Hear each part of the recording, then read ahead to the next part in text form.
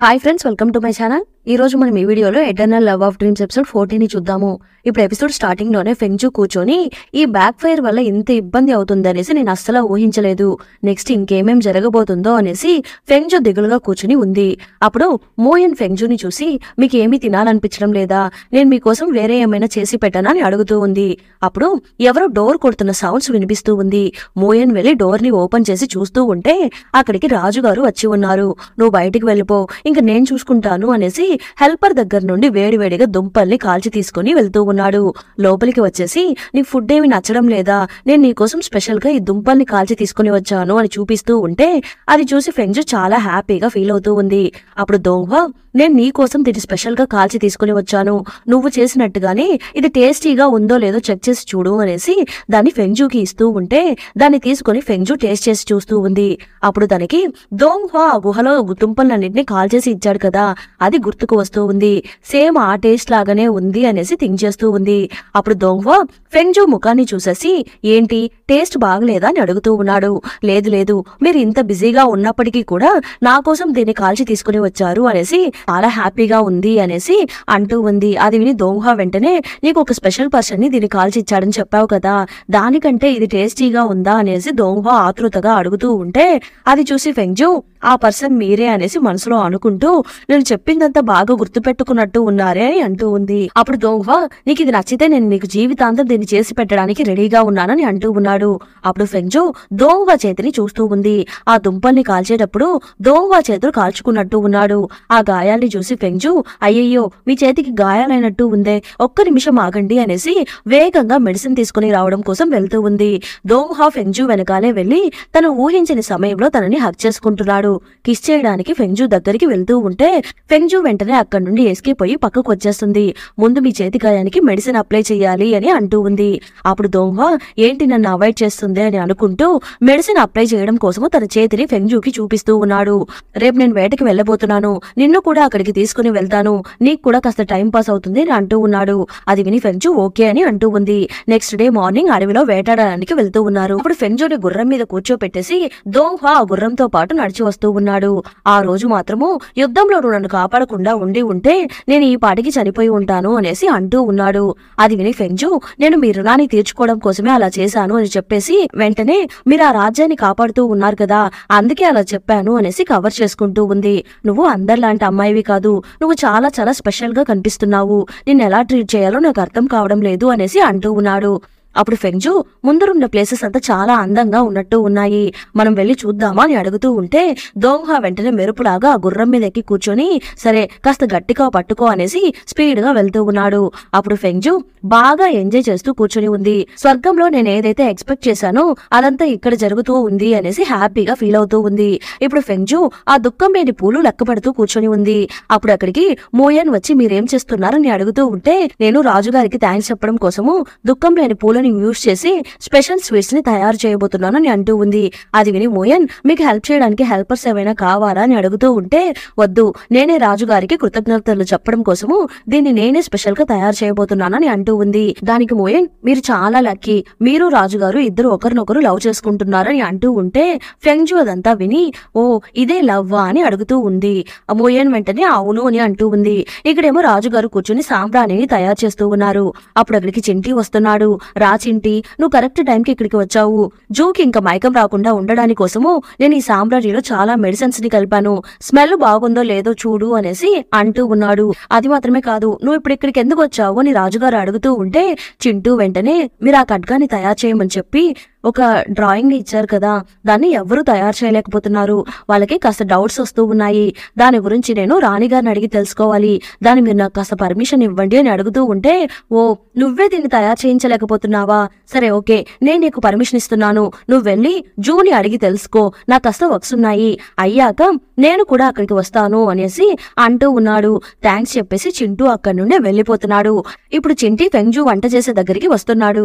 వచ్చి రాణిగారు అని పిలుస్తూ ఉంటే చింటీని మీట్ అవ్వడానికి ఫెంగ్జుకి ఎలాంటి గిల్టీ ఫీలింగ్ లేదు. కానీ చింటూకి మాత్రం కాస్త గిల్టీగా అనిపిస్తూ ఉంది.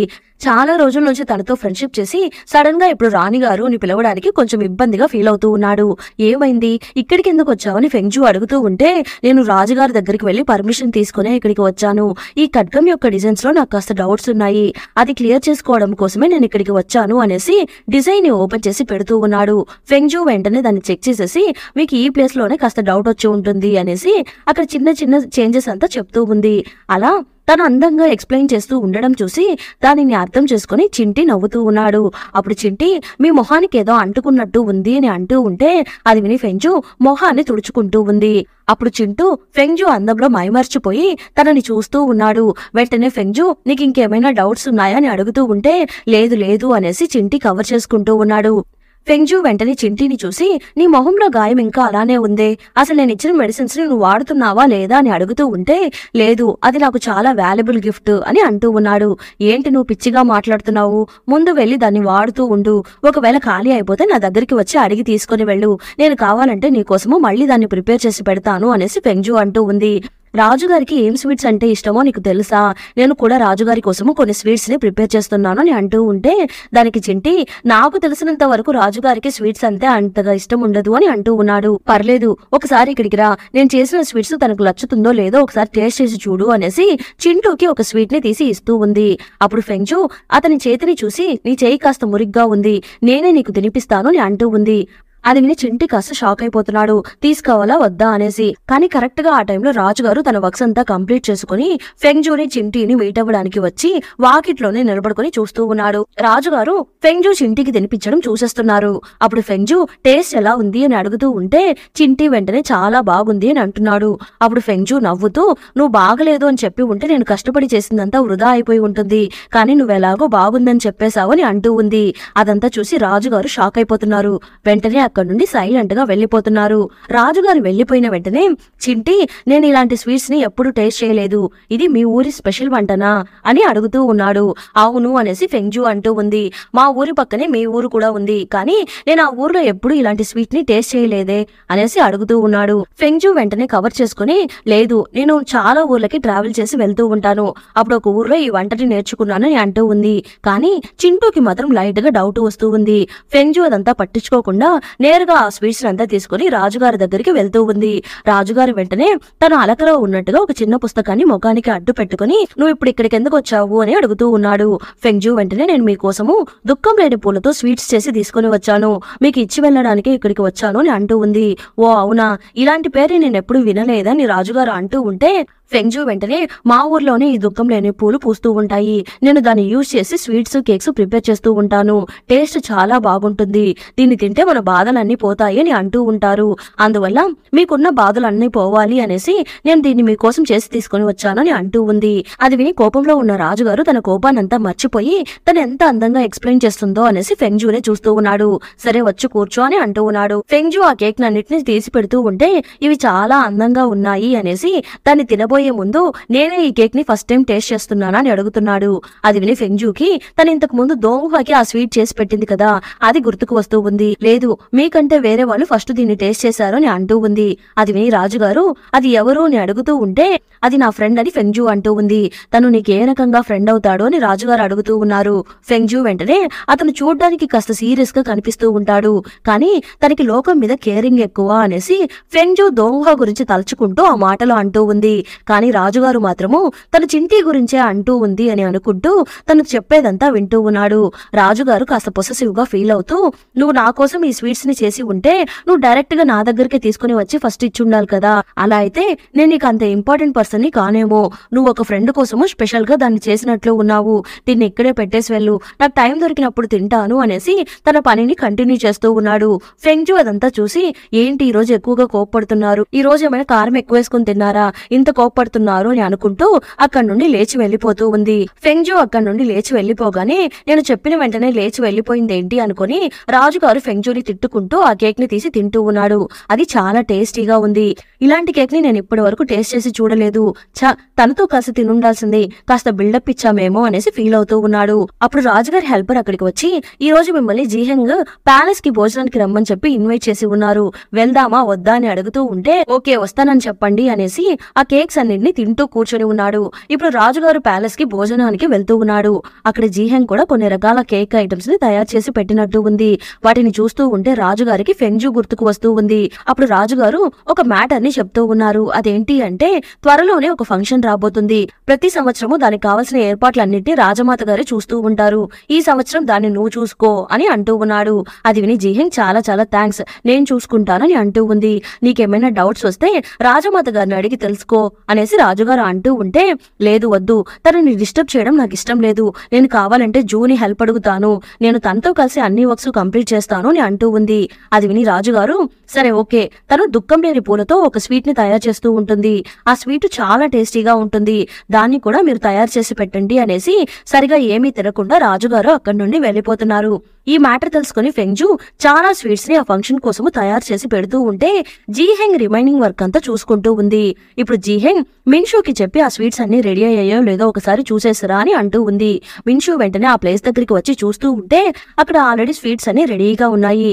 అదంతా చూసి మిన్షూ అందులో కాస్త పాయిజన్ ని కలుపుదాము అనేసి, ఆ దుఃఖం లేని స్వీట్స్ ఉన్నాయి కదా అందులో పాయిజన్ ని కలుపుదాము అనేసి మిన్షూ బాటిల్ ని ఓపెన్ చేస్తూ ఉంది. అందులో అక్కడికి జీహెంగ్ వచ్చి నువ్వు అసలు ఏం చేస్తున్నావు, ఇంకా చాలా ఆపు అని అంటూ ఉంది. దానికి మిన్షూ నేను మీకు హెల్ప్ చేయడం కోసమే ఇలా చేస్తున్నాను అని అంటూ ఉంటే నువ్వు అసలు ఏమనుకుంటున్నావు అనేసి జీహెంగ్ అడుగుతూ ఉంది. మీరు రాజుగారి మనసులో చోటు సంపాదించేంత వరకు మనం ఆ రాయి ఎక్కడుందో కనిపెట్టలేము. ఈ ఫెంగ్జూ కూడా మధ్యలో అడ్డం వస్తూ ఉంది. అందువలనే ఇందులో మత్తుమందిని కలిపి పెట్టేస్తే రాజుగారు రాజమాత ఇద్దరు కలిసి ఫెంగ్జూకి పనిష్మెంట్ ఇచ్చేస్తారు.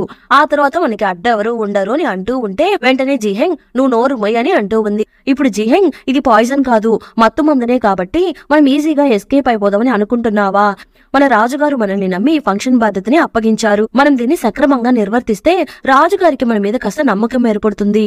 లేని పోని పనులంతా నువ్వు చెయ్యకు అని అంటూ ఉంటే అది విని మిన్షూ కూడా ఓకే అని అంటూ ఉంది.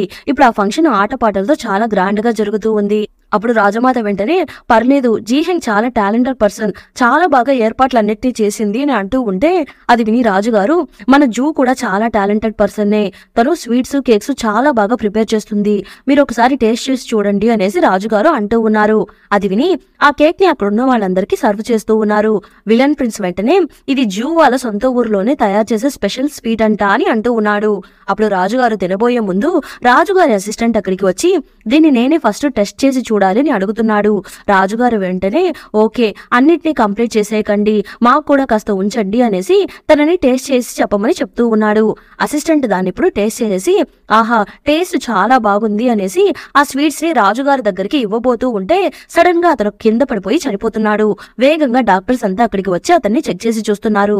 ఇతని చావుకి కారణం ఇతను తిన్న ఆ స్వీట్ లో ఉండే పాయిజన్నే, అది చాలా భయంకరమైన పాయిజన్ అనేసి వెంటనే ఆ దుఃఖం లేని ఫ్లవర్స్ ని యూజ్ చేసి చేసిన స్వీట్స్ లోపలికి సూదిని పంపించి చెక్ చేస్తూ ఉన్నారు. అప్పుడు ఆ సూది కూడా రంగు మారిపోతూ ఉంది.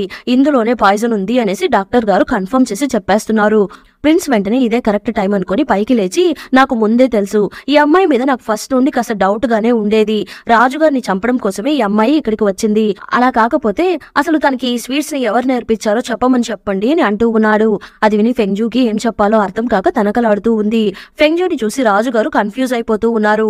ఫెంగ్జూ వెంటనే ఈ కేక్ అంతా ప్రిపేర్ చేసి మెయిన్ హాల్ కి పంపించేశాను, అక్కడే కేక్ ఉనింది, అక్కడ ఎవరైనా ఇలా చేసి ఉండొచ్చేమో అని అంటూ ఉంది. రాజమాత వెంటనే ఇక్కడ అనుమానించదగ్గ ప్లేస్ లో ఉండేది ఈ అమ్మాయి మాత్రమే, ఈ అమ్మాయి ఫ్యామిలీ బ్యాక్గ్రౌండ్ ఏంటో కూడా మనకి తెలియదు, తను మంచి అమ్మాయిగా అయి ఉండొచ్చు, కానీ దాని తర్వాత ప్రూవ్ చేసుకుందాము, నువ్వు ఇప్పుడు ముందు ఈ ప్రేమనంతా పక్కన పెట్టేసి నిజాయితీగా డెసిషన్ తీసుకోవాలి, ఈ అమ్మాయిని ఎంక్వైరీ చేయించడం కోసము ముందు జైల్లో వేయించు అని అంటూ ఉంది. అది విని రాజుగారికి వేరే దారి లేక విలన్ ప్రిన్స్ ని సీరియస్ గా చూస్తూ ఈమెకి సంబంధించిన వాళ్ళందరినీ ఎంక్వైరీ చేయడానికి జైల్లోకి తీసుకుని వెళ్ళండి అని అంటూ ఉన్నాడు. అది విని ఫెంగ్జూ షాక్ అయిపోయి నిలబడుకుని ఉంది. ఫెంగ్జూకి వేరే దారి లేక తను కూడా జైలుకి వెళ్తూ ఉంది. అప్పుడు జీహెంగ్ వెంటనే వేగంగా రూమ్ లోపలికి వచ్చి నువ్వే ఈ పనంతా చేసావా అని మిన్షుని అడుగుతూ ఉంటే లేదు మీరు చెప్పిన తర్వాత నేను లోపలికి వెళ్ళలేదు అనేసి తను అంటూ ఉంది. ఇప్పుడు చింటి రాజుగారు ఇద్దరు కలిసి ఇప్పుడు ఏం చేయాలి అనేసి ప్లాన్ చేస్తూ ఉన్నారు. చింటి వెంటనే మెయిన్ హాల్లో ఉన్నప్పుడు ఎవరైనా అందులో విషం కలిపి ఉండవచ్చు అని అంటూ ఉన్నాడు. దానికి దొంగ ఇప్పుడు అందులో విషం కలిపారా లేదా అన్నది మ్యాటర్ కాదు, ఇందులో నుండి జూని ఎలా కాపాడాలి అన్నదే మనకి ఇంపార్టెంట్. తన ఫ్యామిలీ బ్యాక్గ్రౌండ్ ఏది మనకి తెలియదు, అసలు ఎక్కడి నుండి స్టార్ట్ చేసి తనని నిర్దోషి అని నిరూపించాలో నాకు అర్థం కావడం లేదు అని అంటూ ఉన్నాడు. రాజుగారు తను తప్పు చేసే అవకాశం లేదు అని చింటూ అంటూ ఉంటే నేను నీకు 7 రోజులు టైం ఇస్తున్నాను, కాపు తను నిర్దోషి అని చెప్పి నువ్వు అందరికీ ప్రూవ్ చేయాలని అంటూ ఉన్నాడు. అది విని చింటి ఓకే అని చెప్పేసి అక్కడి నుండి వెళ్ళిపోతున్నాడు. ఇక్కడేమో మూయన్ని బాగా కొడుతూ ఉన్నారు. అది చూసి ఫెంగ్జూ వెంటనే మూయన్ని వెళ్లి హక్ చేసుకుంటూ ఉంది. వెంటనే అతను ఫెంగ్జూని కూడా కొడుతూ ఉన్నాడు. అప్పుడు అతను ఇక్కడ ఉన్న వాళ్ళందరూ క్రిమినల్సే, నేను ఇక్కడ ఉన్న వాళ్ళు ఎవరికి మర్యాద ఇవ్వను అనేసి వాళ్ళని బాగా కొడుతూ ఉన్నాడు. అంతలో అక్కడికి చింటి వచ్చి తన చేతిని గట్టిగా పట్టుకుని మెలి తిప్పుతూ ఉన్నాడు. వెంటనే అతను నేను రాజమాత ఆర్డర్స్ ప్రకారమే ఇక్కడ ఎంక్వైరీ చేస్తున్నానని అంటూ ఉంటే అది విని చింటి రాజుగారు నాకు ఈ కేసుని ఎంక్వైరీ చేయడానికి పూర్తి పర్మిషన్స్ ఇచ్చారు అనేసి అంటూ ఉన్నాడు. అది విని అతను అక్కడి నుండి వెళ్లిపోతున్నాడు. చింటి ఇద్దరిని లేపి కూర్చోబెడుతున్నాడు. అప్పుడు చింటి నేను ఈ కేసుని జెన్యూన్ గా ఎంక్వైరీ చేయాలనుకుంటున్నాను, మీరు నాకు కాస్త కోఆపరేట్ చేయాలని అంటూ ఉంటే నేను దేవుడి మీద ప్రమాణం చేసి చెప్తున్నాను నేను అందులో పాయిజన్ కలపలేదు అని ఫెంగ్జూ అంటూ ఉంది. చింటూ వెంటనే నువ్వేం బాధపడకు, రాజుగారు కూడా నేను త్వరగా బయటకు తీసుకొని వచ్చేయాలని కోరుకుంటున్నారు అని అంటూ ఉన్నాడు. రాజుగారు ఇంకా నన్ను నమ్ముతున్నారా అనేసి ఫెంగ్జూ అడుగుతూ ఉంది.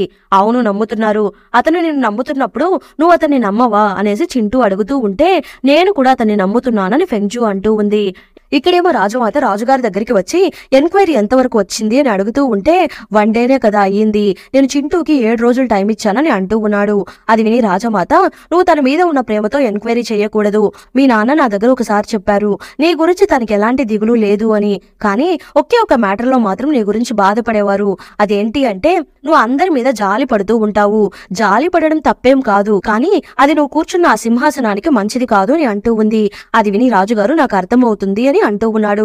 అప్పుడు రాజమాత ఒక అతన్ని లోపలికి పిలుస్తూ ఉంది. నీ అసిస్టెంట్ చనిపోయాడు కాబట్టి నేను ఇతన్ని నీ అసిస్టెంట్ గా సెలెక్ట్ చేశాను, బాగా నమ్మకమైన వ్యక్తి, ఇతని నీ పక్కనే ఉంచుకో అనేసి రాజమాత అంటూ ఉంటే దోహ కాస్త అనుమానంగా చూస్తూ సరే ఓకే అమ్మా నేను అలానే ఉంచుకుంటానని అంటూ ఉన్నాడు. అంతటితో ఎపిసోడ్ ఎండ్ అయిపోయింది. మళ్ళీ నెక్స్ట్ ఎపిసోడ్ లో కలుద్దాం. ఈ ఎపిసోడ్ ఎలా ఉండిందో తప్పకుండా కమెంట్ చేయండి. ప్లీజ్ సపోర్ట్ చేయండి. Thanks for watching.